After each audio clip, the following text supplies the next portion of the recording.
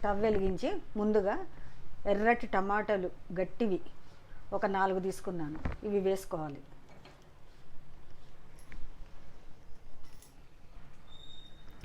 దీంట్లోకి ఒక 3 పచ్చిమిర్చి ఇలా సగానికి తుంపుకొని 3 పచ్చిమిర్చి వేసుకోవాలి.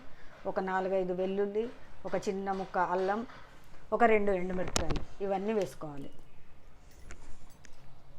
ఆ తర్వాత కొత్తిమీర, పుదీనా, కొంచెం కరివేపాకు ఇవి కూడా వేసుకోవాలి.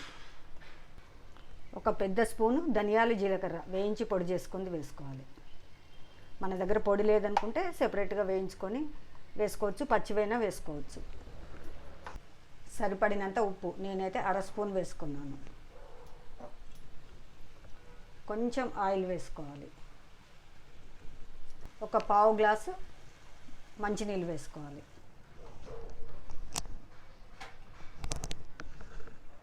ఇదంతా ఒకసారి చక్కగా కలుపుకోవాలి.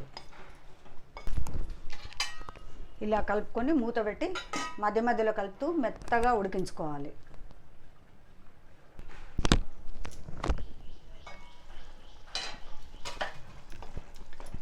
ఇలా టమాటా మెత్తబడిపోయింది కదా, ఇప్పుడు మనం మూత పెట్టి స్టవ్ ఆఫ్ చేసుకోవాలి. ఒక 10 మినిట్స్ తర్వాత మనం మూత తీసి పూర్తిగా చల్లారనివ్వాలి. ఇది 10 మినిట్స్ ఎందుకంటే ఇప్పుడు 90% ఉడికింది మనకి.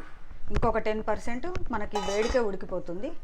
ఆ తర్వాత మనం మూత తీసేసి పూర్తిగా చల్లారనివ్వాలి. చల్లారినాక మనం దాన్ని మిక్సీలో వేసుకోవాలి. టమాటో చట్నీ మనం మిక్సీ చేసుకున్నాం కదా, అందులో తాలింపు వేసుకోవాలి. తాలింపు నేను ఎందుకు చూపించలేదంటే దాదాపు అన్నీ ఒకటేలాగా ఉంటాయి కదా.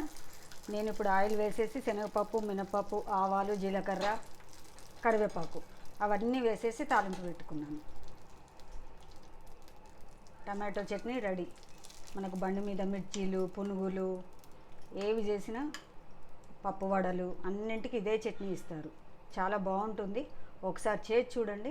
మీకు కనుక నచ్చితే నా ఛానల్ని లైక్ చేయండి, షేర్ చేయండి, సబ్స్క్రైబ్ చేయండి. తాలింపు చూపిస్తే కూడా ఒక 5 మినిట్స్ టు 6 మినిట్స్ మనకు టైం పడుతుంది. అందరికీ తెలిసిందే కదా, టైం వేస్ట్ ఎందుకని నేను ఇలా చూపించాను. ఇప్పటి నుండి వీలైతే నేను ఇలాగే టైం తగ్గించేసి ఏవి చూపించగలిగితే అవి చూపిస్తాను.